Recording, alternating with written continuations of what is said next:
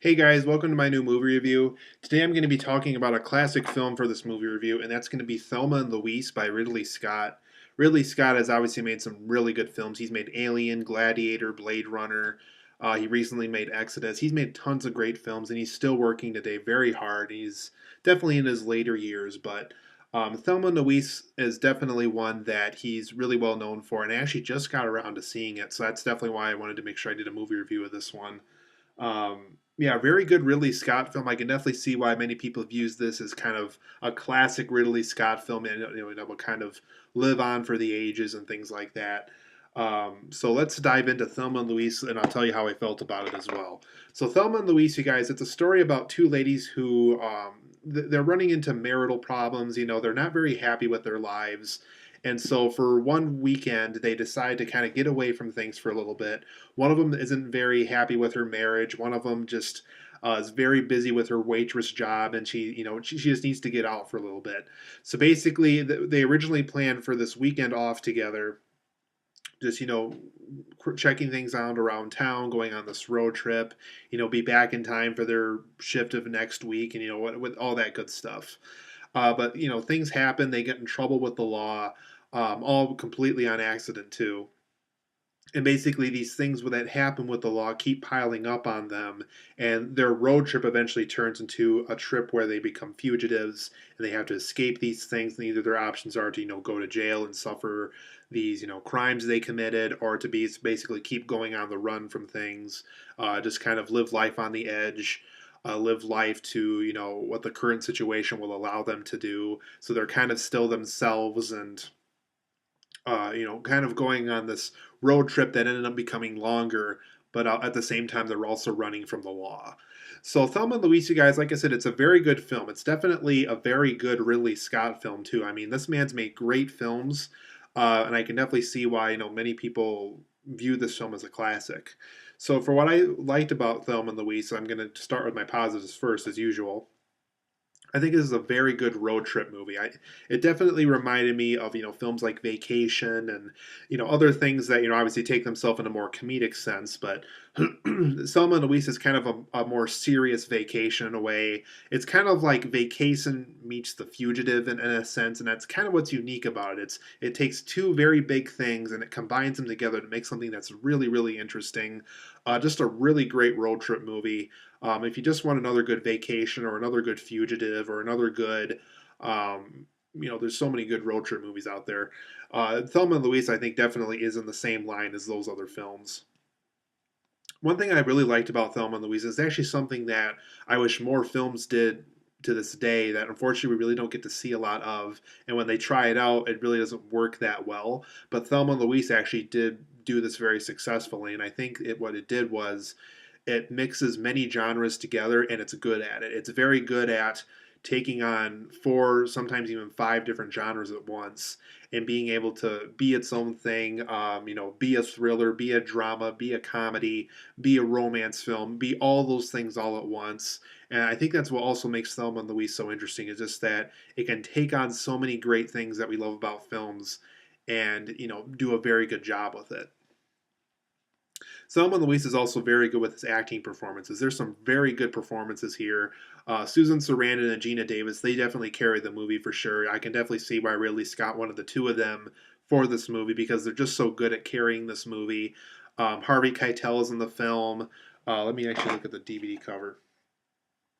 Yeah, Harvey Keitel's in the film. But one person I wanted to bring up is Christopher McDonald. He's done, like The Iron Giant, Requiem for a Dream, Happy Gilmore. He's been in tons of great stuff. I think this is a very different role I've seen him, from what I'm used to seeing him doing. And I really like how he definitely is kind of the Southerner kind of guy. But I like how he's kind of this lousy husband that doesn't really treat his wife too well. It's a very different role for him, and I think that's why I liked him so much in the role. Is just because we loved to hate this guy. We loved to. Um, we wanted this guy to fail, and we wanted Thelma and Louise to succeed with their journey, and the film does a very good job with that.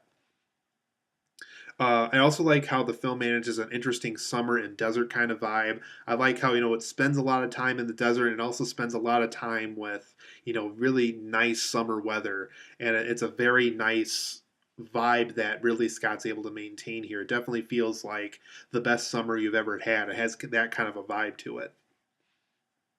I also like how the film has two very interesting lady lead characters with a very interesting mission that they're on. I really like how these ladies just want to escape. They're on the run, but they chose not to.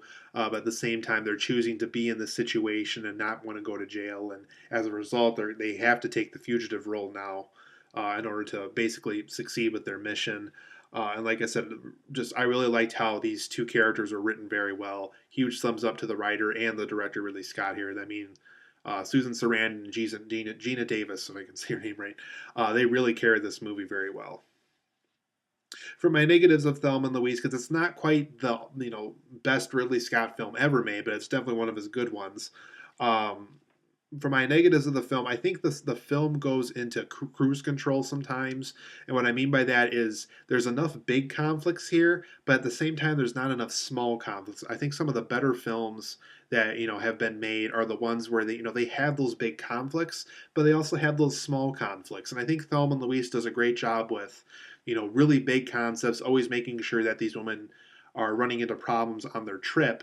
But unfortunately, when the film goes into downtime mode, nothing really happens much, and it almost to the point where the conflicts completely stop just for that small little thing. And I think that's kind of wears the film down a little bit because I think it does such a terrific job with taking on these big conflicts. By the time you get to the small ones, if they're even there, it really doesn't feel like much. It really almost kind of feels like the film just went into cruise control and temporarily gave up on itself.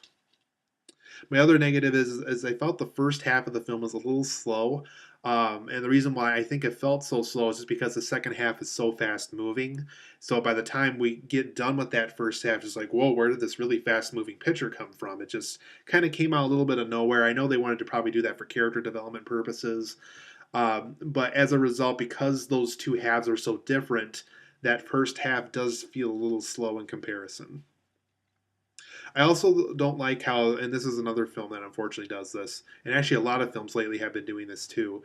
There's a lot of dumb cop characters, a lot of cop characters that just don't do their job right. They're just complete idiots, and they're complete service to the plot. I really hate when a film does this, where they make a character so incredibly stupid that any character of any situation can get out of it. And I really didn't like how there was a lot of really dumb cop characters because in real life, I think Thelma and Louise would have probably been caught earlier if the film had a more realistic tone to it. But overall, Thelma and Louise is a very good film. It's definitely I really can't say it's an original film, but it's definitely a film that goes interesting places, takes on something interesting, has very good performances, very good writing, and very good directing by Ridley Scott. I'm going to give Thelma and Louise an 8.5 out of 10. I think it's a very good film. I think if you like his other films like Blade Runner, like Alien, like Gladiator, I think this is definitely one worth checking out just because it's such a notable film in his resume at this point. And I really think that those who like Ridley Scott's work are going to have a lot of fun with this movie. So huge thumbs up for me. If you have not seen Thelma and Louise yet, it is worth checking out. Definitely a very notable Ridley Scott film. Huge thumbs up for me. And if you haven't seen Thelma and Louise, make sure to check it out. It actually is pretty good.